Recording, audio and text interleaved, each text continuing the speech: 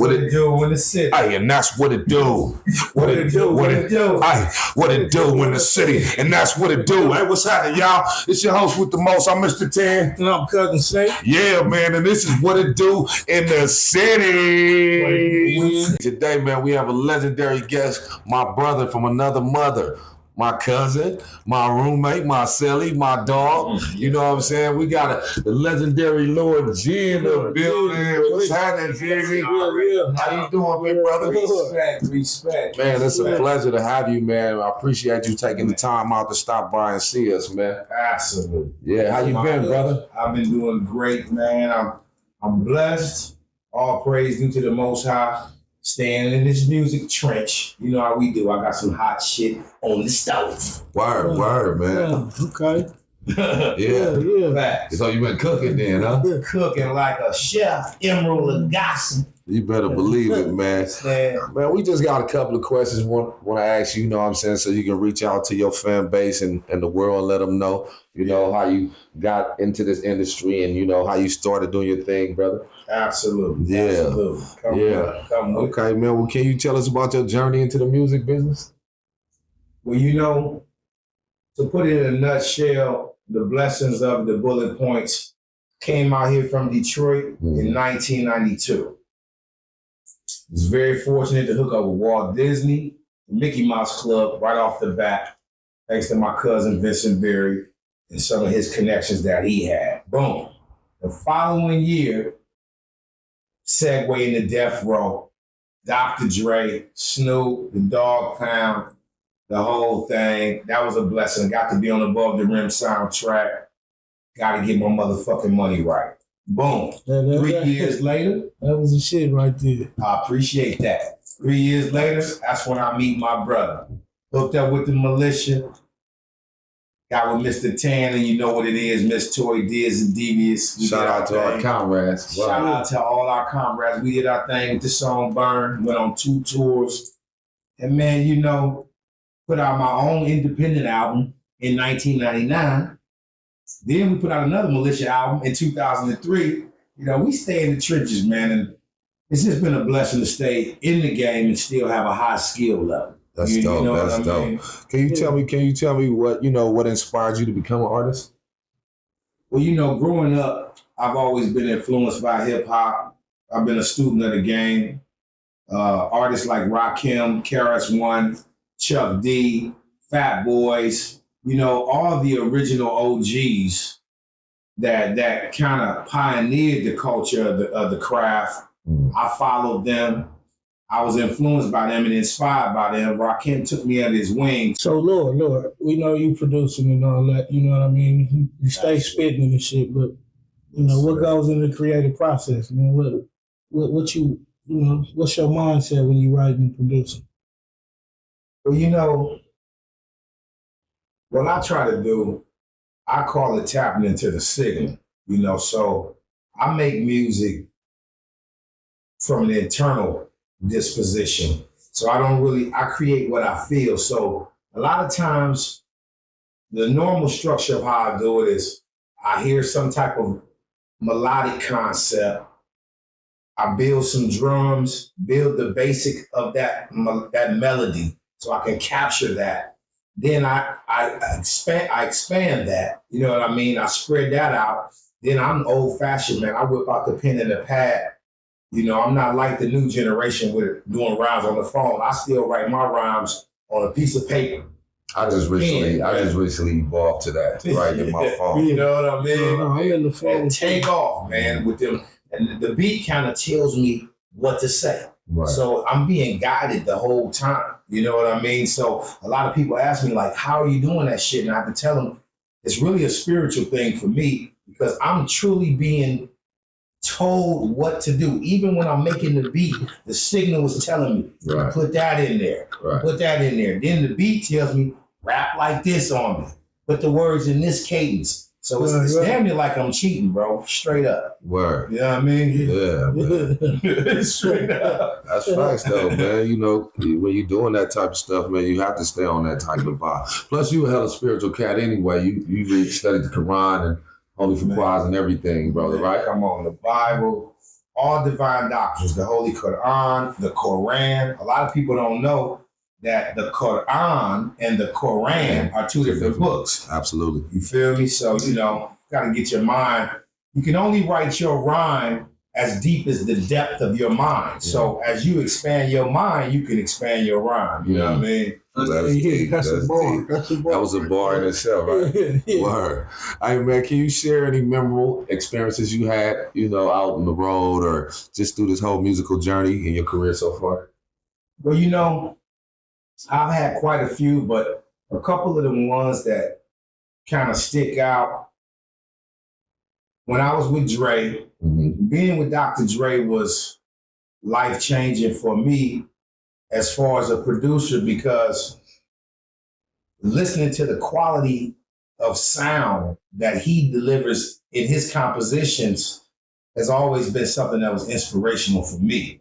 And for him to start teaching me about how to expand my sound, that was one of the most life-changing moments for me. After what he showed me, I had to go back and take all of my compositions and do the different filtrations that he taught me with compressors and limiters and how to make the sound as profound as it can be. And that's one experience that really sticks with me. And then another one that sticks with me, of course, is being on the road with you and Toy and Diz and Devious. We're going on tour. We had them all. We are so blessed to be on tour one time, but to be able to go on tour 2 times was almost not even real. To get paid to do what you love is awesome. It's awesome. And that's those are two of the most memorable ones for me, Right. Hey, that's a good one, but what was the funniest shit you did while you was on tour? Like memorable shit that happened. You know what I'm saying? I want to know the real, man. I get out, man. I get you have fun. It was great to get. I don't know if I can mention this. G is also married, so I don't know if I can mention this one. Me and Tan done a lot of wild shit. We was in our 20s. You know what I'm saying? So Excuse different minds. You know what I mean? But I can remember. Oh, I can remember. Okay, here's a good one. Here's a good funny one. I can remember when we had to go to a show one day, and the drivers were pulling up to take us, and two trucks pulled up. One of them was a Lexus truck, and one of them was a Suburban. And Tan asked me, "Which truck you gonna get in, Lord?" And I said, "Oh, it don't matter." And then Tad said, "Yes, the hell it do. Because that Lexus is way sweeter than that Suburban, right?" Right. I remember laughing at that. And then I got into the Suburban, and everybody was trying to cram into that Lexus. And I was sitting in the Suburban. I told the chauffeur, "Look like it's just me and you, big dog." I pulled out a split, and I thought I was about to ride by myself. I was feeling like Barack Obama, like a motherfucker. He was a senator still. Right. I was like, shit. And next thing you know, I see everybody coming to get in with me. And I didn't get to ride by myself, but I'll never forget thinking that I was going to ride. I was feeling myself, man. I thought it was like my birthday or some shit. I was sitting in that Suburban by myself all the way in the back in the chauffeur. Like, I'm on like a motherfucker. I was an extendo boy, you know? Right. Yeah, man. That's funny. I started laughing because I actually thought you was going to mention that. The other scenario when we was knocking on your door and the 2 vans we pulled up. Oh, damn. No. So, like I said. We'll keep that one in the cut. You know? Facts, man. Shit, what type of challenges have you faced in this music industry? And how's it affected you, as, growing artist and as you have progressed to learn, Well, for me, the primary challenge is staying true to yourself in this game, because it's a lot of magnetics that's trying to pull you in different directions. And see, me, I'm not one I don't do contortion and shit. I'm not a follower, I'm a leader. So some of the challenging aspects of the game is difficult really to quantify, but it's hard to stay who you are the way they got the industry now. It's almost trying to how should I say? It's almost trying to like mold you different than who you are. It's trying to, it's trying to change you. So it's attracted by your original essence, but then it's trying to tamper with it, and it's got some little funny vibrations in there. We don't really have to go into detail. A lot of y'all know what I'm talking about. It's a lot of dark energy. And so that particular energy, I have a respect for the dark energy because it's half of a perfect sphere. It's the yin yang. But see, I represent the light energy. So me and that energy, we're gonna have friction. It's not cohesive. But you know, I'm not one that can be purchased with money, my integrity, my morals, and you know, my ethics and shit like that. The shit that's important, I don't sell that, and I won't sell it for no amount of money. I ain't sacrificing nobody. I ain't doing none of that weird shit. So, unfortunately, since it's a bunch of weirdos in power positions, when they feel my vibration, it's like two magnets when you have them. You know how magnets can stick depending on how you have them, but it's a way to turn them, and they'll be pressing. They won't stick. They'll be pushing apart, and that's kind of what happened to me in industry. So I would say the biggest challenge that I would say for me and for future MCs or artists in general is just being yourself, not letting the game change and you. warp you to be. Yeah, you have to stay true to your original essence. You know what I mean? I always say just be yourself. You know, that's you summed it up great. So Lord, with that said, you know what I mean, how you stay motivated? You know what I mean, inspired to create new shit.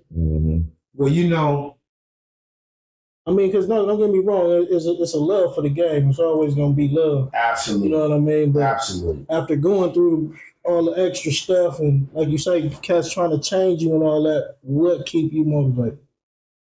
Well, you know, in the totality of the hip hop culture,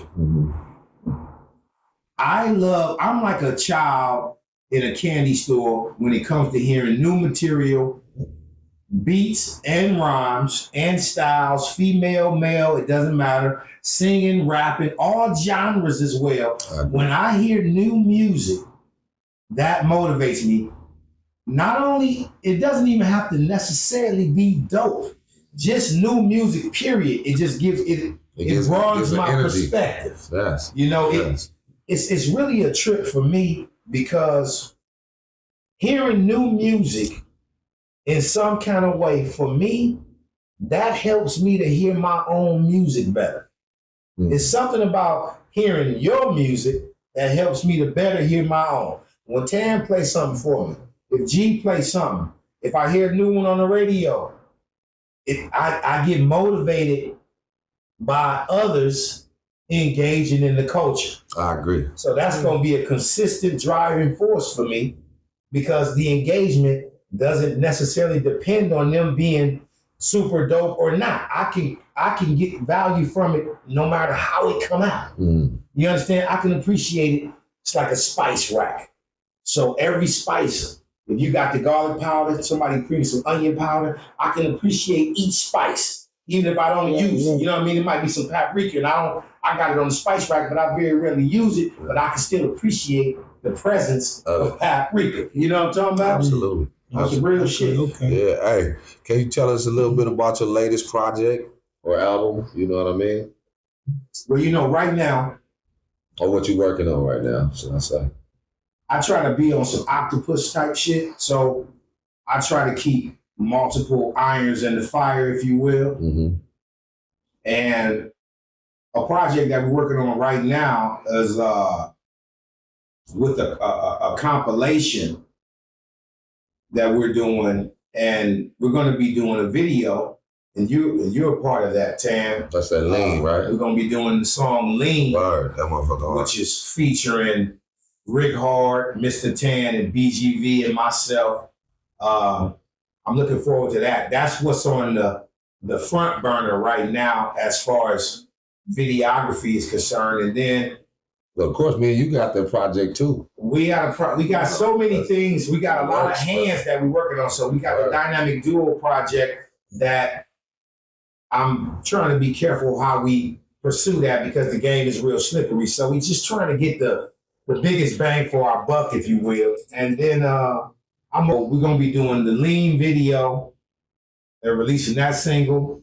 Me and you got the Dynamic Duo project. We got some ill fire on there too, the bro. Gruesome Twosome, which is really, really dope. We got some nice production on there from a lot of talented brothers. Tommy Guns being one of them. Young brother, very talented. Then I got the Universal Brigade project, clothing line. We're pushing that. And the new Lord G out. So right there, you got 4 primary pots on the stove. So the stove is simmering, man, you know. So we blessed, man. What was some of the inspiration behind the Dynamic Duo album? If you mind sharing. Well, you know, in the militia, it's 5 members. Mm-hmm. 4 males, 1 female, of course. Miss Toy is the female. And we had a certain spice in our collective vibrations, and we had a certain spice in our individual vibrations. And me and Mr. Tan, of course, which is my brother, we on tour, the record company got 3 hotel rooms, and me and Tan had to share a room. Diz and Devious shared a room, and since Toy was the only girl, she had her own room. Mm-hmm. So me and you being in that room together, when you're in a room together with a brother, you're going to get to know him very well. Y'all got to share the same space. Y'all going to learn a lot about each other. So our magnetics pulled us closer together. So in the militia, we were kind of like the hype men almost. Even though we were lyricists as well, we brought a certain hype vibration. It was like the catalyst to it. You know what I'm talking about? Right. Our vibration transcended the militia, and then it became just me and Tan working on projects. We called it the Dynamic Duo because we played off of yin-yang concepts like the ghoul and the goblin, like Batman and Robin. You understand? So that whole connectivity that started with the militia expanded to me and Tan doing our own thing, me producing him producing me, us working together in different capacities. And it's just been a beautiful relationship. It's like I know him better than people that I'm actually biologically related to. You understand what I mean? So, man, it's break our foot off their ass. You know what I mean? Mic in that stage though. But you always said like lose a shoe up in somebody's ass when we hit that motherfucking stage. When we hit the stage, we are a yin yang on the stage. Crazy. It's like synergy, which is synced energy. We got a magical connection. And it's always been love and peace, and it's a high level of respect. So that makes when we perform together, it's a certain energy that's vibrating. You know what I mean? Mm-hmm. Our spirits are similar but different and magnetic in different ways. I mean, it's like, oh, praise be to the Most High. We blessed, man, and we push positivity. Well, we have that kindred. You know what I mean? So it's all about positive energy and staying on your P's, man.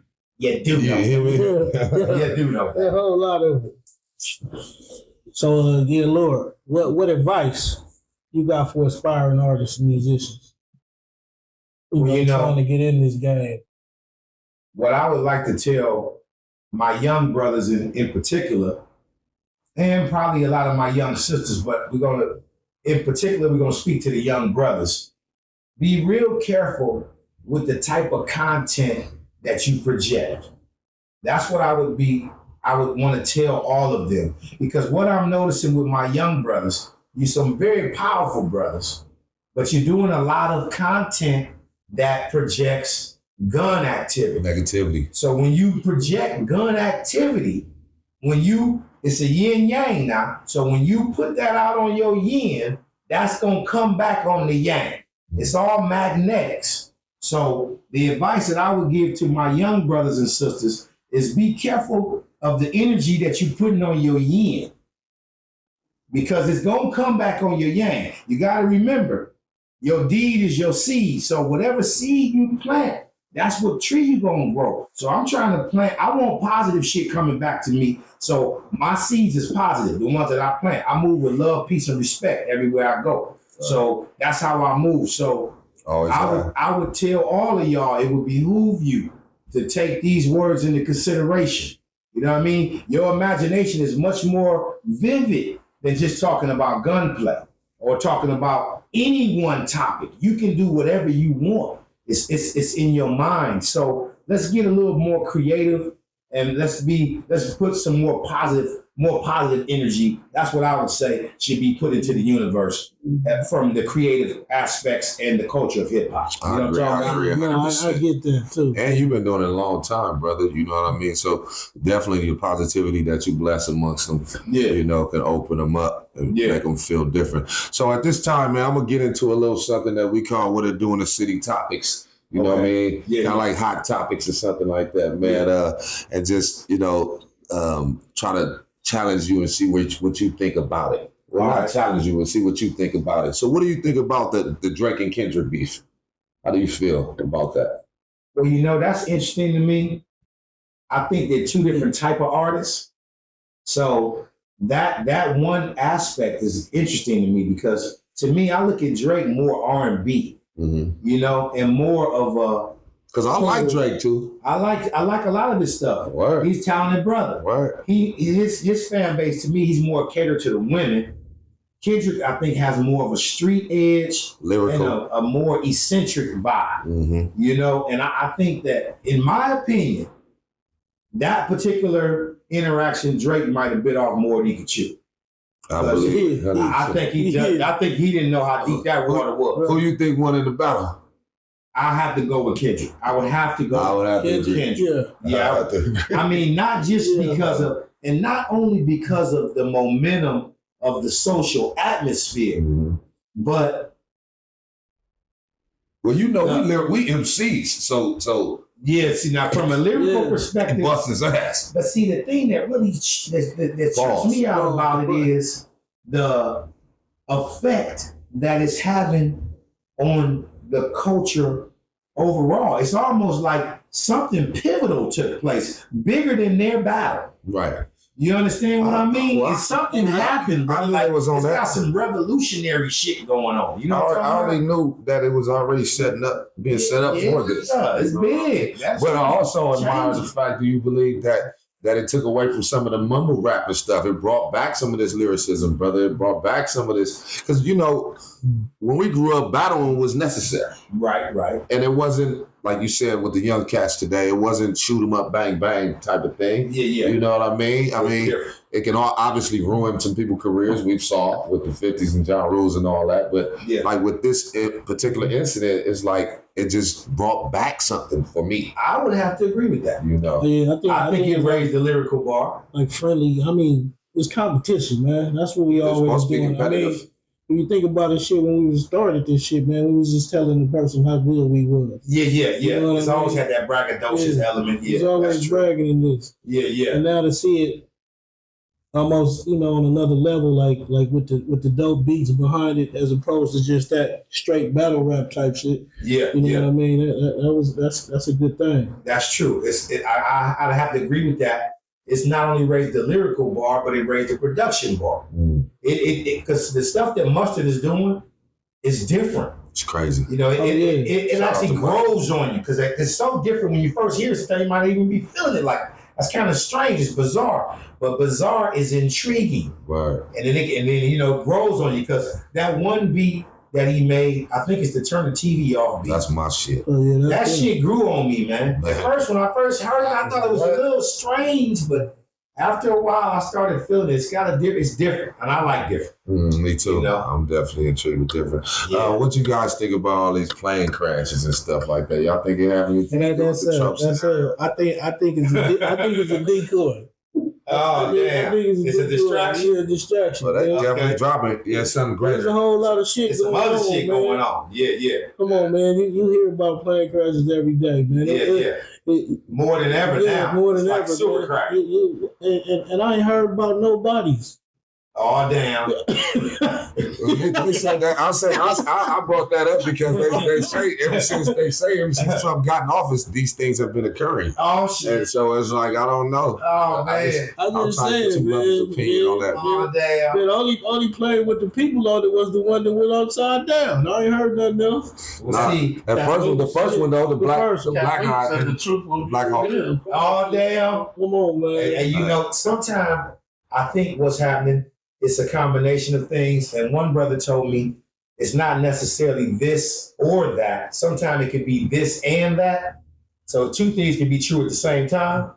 But I do think it's a level of we're watching a show, and you know how when a show comes out and they're doing a display, the curtain closes. And then you have this presentation that's happening in front of you, but there's some shit happening behind that damn curtain that's bigger than the shit that we looking at. They out there running. They back there running, trying to set up for the next for the curtain going on, brother. So you might got a point there, brother. Something going on. I'm just saying, man, the more planes crash, the less shit you hear about him on the news. That part. They could shift. That's just my opinion. I don't know. You know, it's shifting the narrative. You know what I mean? It's shifting your focus. That's that. Look over here. Yeah, they don't want you to know. They don't want you to think about how high groceries is and stuff like that. Gas right now. Go right here. Get this here. And we're gonna drop this in. The Tuckaroo. So we ain't letting y'all see what's really happening. The old Tuckaroo. You feel me? Yeah, man. So before we get up out of here, man, I just want to tell you it's been a pleasure having you on the show, man. Man, my pleasure. It's always great to be around you, man. I get great vibrations and vibes and energy blessed amongst myself. I'm sure Sig and Greg feel the same way. My partners and my co-hosts. You know what I mean? But is this something you want to leave with the people and give them their handle? Give them their handle, man. Let them know where they can find you and check you out. You feel me? Absolutely. Well, I would just leave y'all with this, because we on the P's, man, and the letter P is very powerful, and the words that start with P are very powerful, and I'm gonna give you three that I think you should roll with. You gotta roll with positivity, right? Roll with patience, right? And roll with prayer. You know what I'm saying? Keep the Most High close to you, and that way you can protect yourself. All them P's is coming out, they just coming out. Right. You know, stay professional, but roll with them three. And as far as finding Lord G, my handle is synchronized all across the board. It's Lord G360 on every platform. So YouTube /Lord G360, Instagram /Lord G360, Twitter, Lord G360, so on and so forth. The only one that's not like that is Facebook, because they won't let you put numbers in there. So that's Lord G Fields. But you won't have no problem finding me, because the way you see me right now is how I look on the screen. So you're going to say, there you go. On the scene. You understand? I'll let your boy. You better believe it, man. This is what it do in the city, man. I'm your host, Mr. 10. And I'm Cousin C. And yeah, see y'all next week, man.